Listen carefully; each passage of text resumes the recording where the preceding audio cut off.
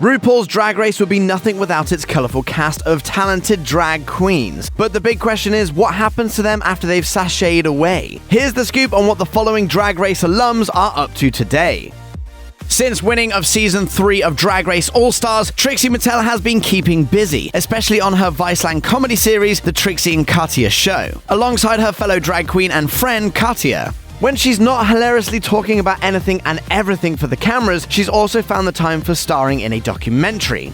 Trixie Mattel Moving Parts focuses on the more serious side of her life, like her dark childhood and turbulent friendship with Katya.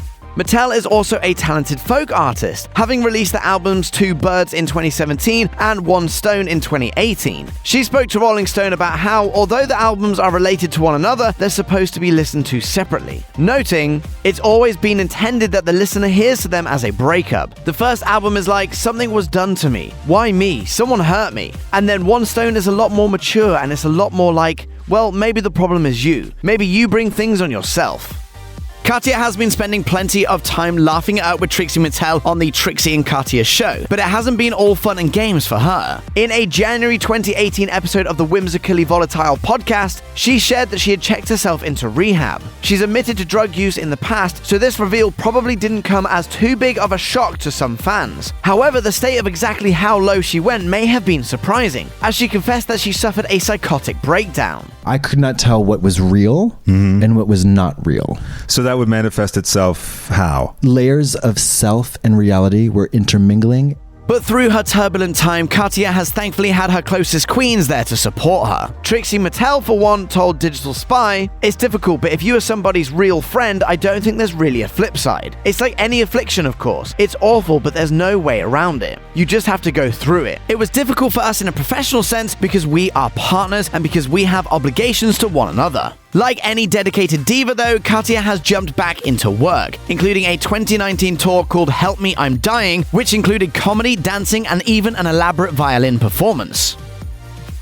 Bianca Del Rio won over plenty of fans on her way to taking the crown in Season 6 of Drag Race. Since then, she's been tremendously busy by acting, doing insult comedy, and even writing a self-help book called Blame It on Bianca Del Rio, the expert on nothing with an opinion on everything. Opening up to Good Morning America, Del Rio bluntly explained, "Advice is always unwarranted. People give it to you whether you want it or not. Especially with social media, people feel the need to tell you or school on you how your life should be. But the best advice I think usually doesn't play into effect till later." With her fame reaching mainstream heights, the acid-tongued Del Rio has been called a role model by some, but her response has been to say thanks but no thanks. She told Digital Spy in 2019, "I'm a man in a wig who is an entertainer. I'm not a role model. I don't want that responsibility, and how dare anyone put you on that platform. No matter what I do, you're going to be upset by something. It's like putting your mother on a pedestal. She may be wonderful, but she is going to do something that will piss you off at some point. Love her, respect her for who she is."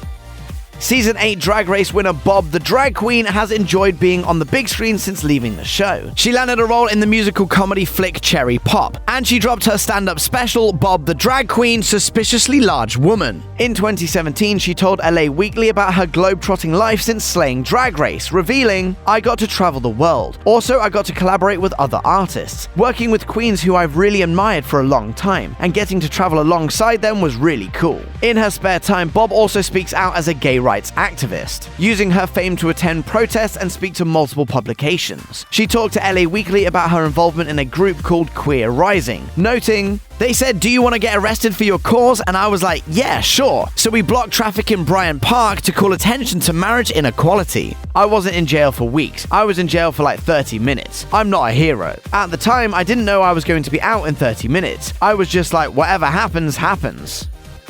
Although pageant queen Alyssa Edwards hasn't gone all the way in any of her Drag Race appearances, she's still become a fan favorite and gone on to enjoy a fruitful career. She's a trained choreographer and dance teacher and the owner of the Beyond Belief dance company in Texas. She's managed to turn that business into a Netflix show called Dancing Queen, in which she prepares adorable divas in the making for a dance competition. What makes Dancing Queen so unique is that it follows Edwards, whose real name is Justin Johnson outside of drag, thus giving viewers a perspective on how he blends his two lives together. As he once said in an interview, "I think it's easier for me because I have a whole other life. I do my shows and my touring, and I kind of go home. Alyssa stays up in her room and I put on my dance teacher hat." Besides dominating TV screens, Edwards has also ensured us she's on our laptops as well. Her web series Alyssa's Secrets covers topics ranging from Tinder dating to Ebola. Yo, shady ass Queen Miss Ebola.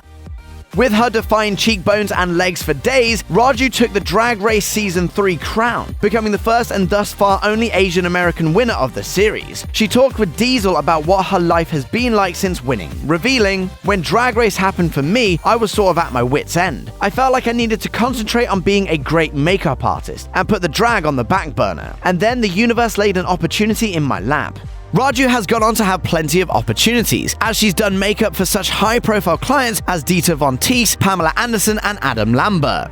Like many other drag queens, she's been involved in a variety of mega cool projects, including an episode of The Simpsons and the music video for the Blondie song Fun. The California native knows she's a creative spirit at heart. In an interview with Instinct magazine, she revealed what she'd be doing if she wasn't a makeup artist or drag queen. "I would always be doing something creative, that's for sure. I'm a fabricator, I'm a designer, I make things, I constantly create."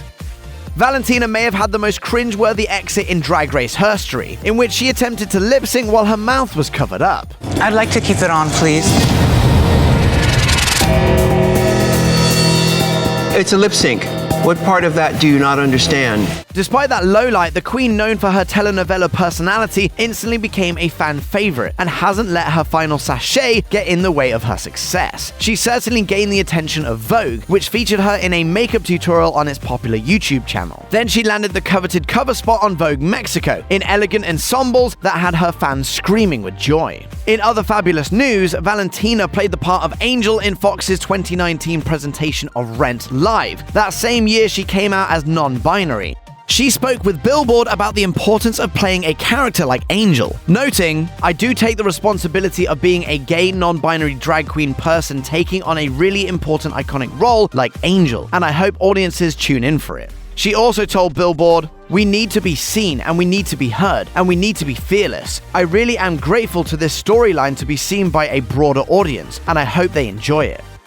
Adore Delano made it all the way to the final 3 of Drag Race Season 6, and since then she's been working hard on her music career. The grungy goddess released her debut album, Till Death Do Us Party, shortly after appearing on Drag Race in 2014. It made it to number 3 on the Billboard Dance Electronic charts and number 59 on the Billboard 200, which made it the highest charting album by a Drag Race contestant. What also makes Delano stand out from other Drag Race albums is that she's a sort of anti-drag queen. She typically opts against doing a full glam look during her shows, instead going for more of a grunge-inspired look, for which she's gotten considerable backlash from both other drag queens and internet commenters alike. When Alt Press asked her how she feels about criticism in a 2019 interview, she explained, "If you come to one of my shows, you are coming to a show with a fully thought out character. I don't need to use drag to further my career. It just so happens I'm one pretty in eyelashes. I'm a fully thought out character, so it kinda hurts my feelings, especially in the beginning. But all drag queens are different little universes, and if you can't see that I'm another part of the rainbow, then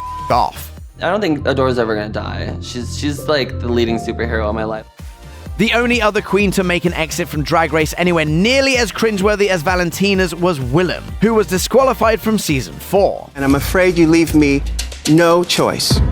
Willam, I have to ask you to leave the competition immediately. In 2018, she finally revealed what truly went down, when comedian Leslie Jones tweeted at her to ask what happened, and Willam revealed that she had spoken out about various things that occurred behind the scenes on the Drag Race set.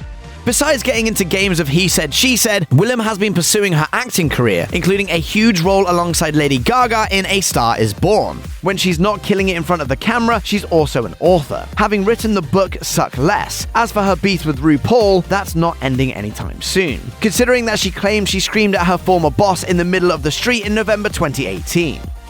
Since becoming runner-up in Drag Race Season 6, Courtney Act has made regular TV appearances, and she's made waves on every show she's been on. First, she won Season 21 of Celebrity Big Brother UK, in the process receiving praise for the way that she discussed gender and sexuality. Next on her world domination list was competing on Dancing with the Stars Australia, where she made history. Although she performed almost solely in drag, she took to the stage for 1 week with her partner Joshua Keefe while out of drag. This was the first time in the show's history that two men were both presenting as male performed a number together. Clearly someone with a focus on bringing awareness to the LGBT community. The Australian-born Courtney Act also hosted The Bi Life, which was the first ever British bisexual dating show. She explained to Dazed, "We got a group of bisexual, pansexual and questioning British singletons, took them to Barcelona and put them all in a villa where they lived together. The sweet thing about this, and something that was instantly noticeable, was that it's not queer people reacting to the straight gays, it's queer people in a space with each other, not having to explain their identity and feeling supported."